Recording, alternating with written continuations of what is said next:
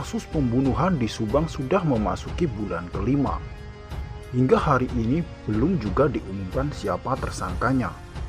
Seperti diungkapkan Kapolda Jawa Barat Irjen Polisi Suntana bahwa polisi sudah mengantongi nama-nama tersangka pembunuhan di Subang tersebut dan tinggal mengumumkannya.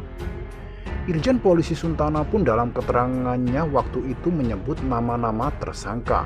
Berarti lebih dari 1 orang, bahkan ada yang menduga 7 orang. Dari semua tersangka itu diduga ada seorang yang melakukan pelecehan seksual atau kekerasan seksual pada Amelia Mustika Ratu. Dan anehnya, pelecehan seksual itu dilakukan setelah Amel sudah tak bernyawa. Soal adanya dugaan kekerasan seksual tersebut diungkap oleh Anjas di Thailand dalam kanal YouTube Anjas di Thailand yang berjudul "Tidak Mungkin Cuma Ditelanjangi, Cinta Tak Terbalas". Menurut Anjas, jenazah Amelia Mustika Ratu dan Tuti Suhartini saat ditemukan tak memakai pakaian sama sekali.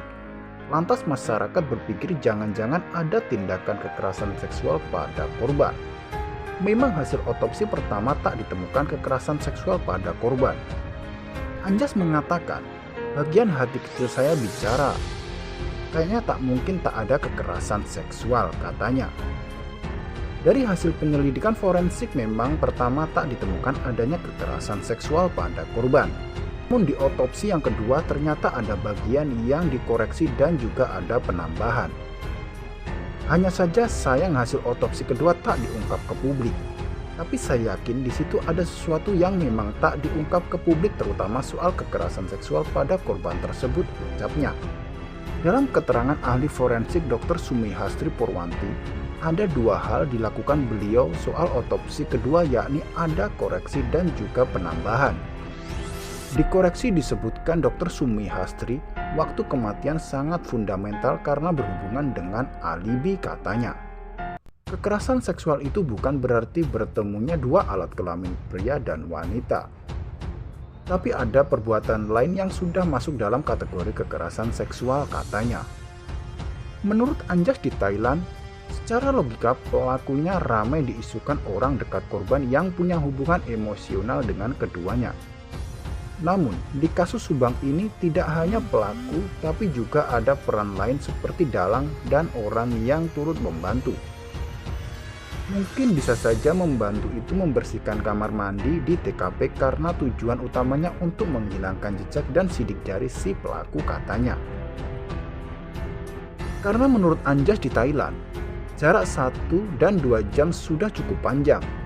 Saat salah satu tersangka yang berfungsi membantu membersihkan jenazah Amelia Mustika Ratu, saya curiga ada kekerasan seksual pada Amelia karena masih muda dan cantik.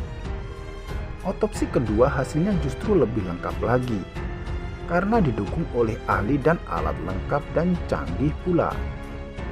Dan bagian tubuh Amelia Mustika Ratu dan Tuti Suhartini meski sudah sebulan dari meninggalnya korban, tapi masih bisa diotopsi karena bagian tubuh belum rusak mengingat pemakaman di sana tanahnya kering.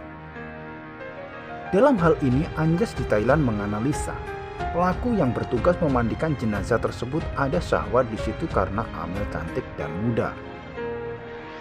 Dan pelaku yang memandikan jenazah tersebut konon orang yang memang sudah naksir pada korban Amel.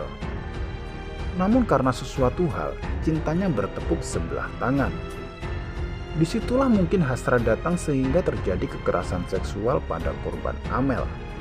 Tentu saja untuk mengungkap tabir itu nanti akan diungkap oleh kepolisian pada waktunya. Dan semua orang berharap pelaku pembunuhan Tuti Suhartini dan Amelia Mustika Ratu, ibu dan anak di Subang ini segera diumumkan dan dibongkar.